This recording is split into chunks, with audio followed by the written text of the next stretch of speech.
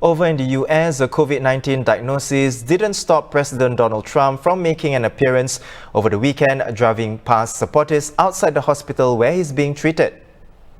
Now, he was seen in a dark face mask and waving to the crowds as he rolled past in his motorcade.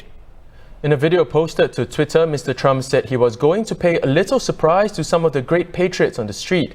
He added he, quote, learned a lot about COVID by really going to school as he battled the virus in hospital. Mr. Trump's doctor said earlier that the president has continued to improve, adding that he could be discharged to the White House as early as today. We're now joined by the Straits Times foreign editor Bhagya Sri Gareka to discuss this further. Now, Bhagya, there have been conflicting reports on Mr. Trump's condition. Now, for one, it's still unclear when he was first diagnosed with COVID-19, and second, on his condition, whether he needed oxygen support. Can you tell us more? Right. So I think one of the few things about Trump's illness is that, the information released has been somewhat limited, and it has often been contradictory, right? So you hear, first of all, the news of his having tested positive came from the president himself. So he tweeted out, said he and his wife had tested positive. And then there was a question of when did he actually catch it? With Trump, what we do not know is when was his last, negative COVID test. So until when was he healthy, and what's the period in which he could have fallen ill? According to the American media reports that I've been reading, that could have been perhaps as early as Monday or Tuesday even. There is this confusion which I think persists because White House is being very careful with the amount and the kind of information that they are releasing. And over the weekend, they seem to have got their message a bit mixed and muddled as well, right? So the latest possible update is this, that he has been low on oxygen, on his blood oxygen at least twice since he got COVID. And he was administered or given supplemental oxygen at least once. So this is what we do know. And, there is information as well about his the various medicines that he's been given.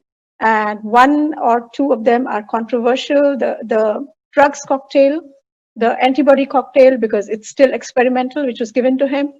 And the other one is the steroid, which is given in cases which are severe or critical. So the question is, why is the president, who seems to be walking about, he toured outside, he's been recording videos, who seems to be fine, why was he given something that's given to people, a medicine that's given to people when they are perhaps on ventilators? Now, Mr. Trump's COVID-19 diagnosis doesn't appear to his campaigning efforts, like the surprise visit to his supporters outside the Walter Reed Military Hospital yesterday.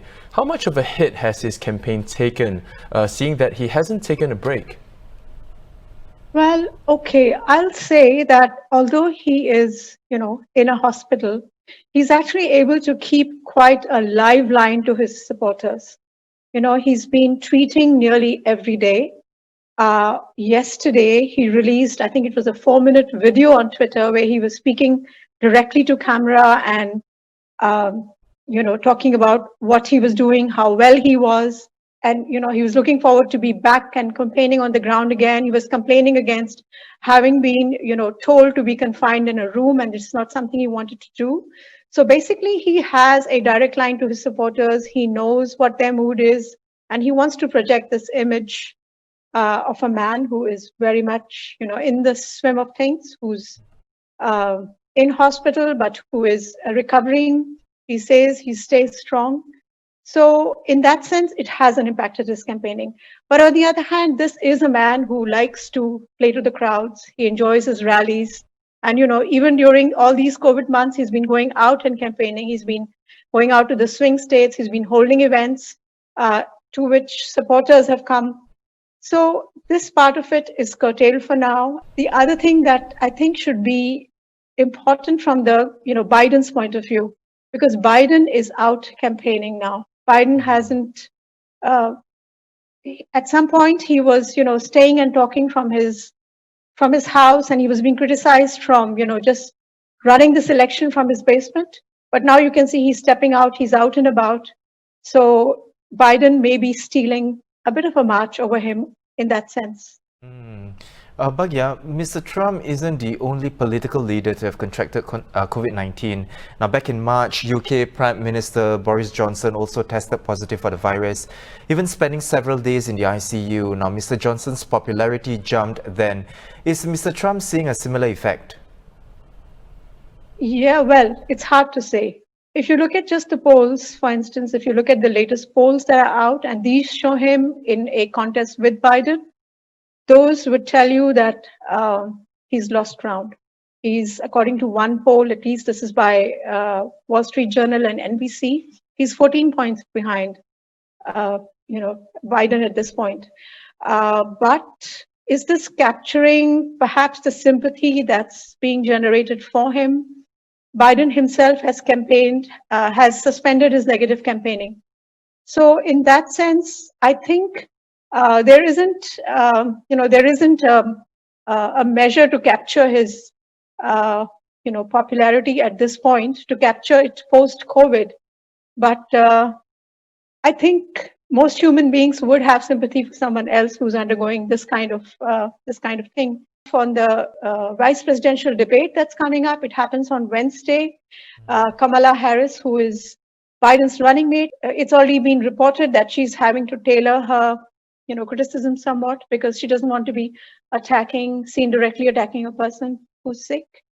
So there is a measure of sympathy towards him.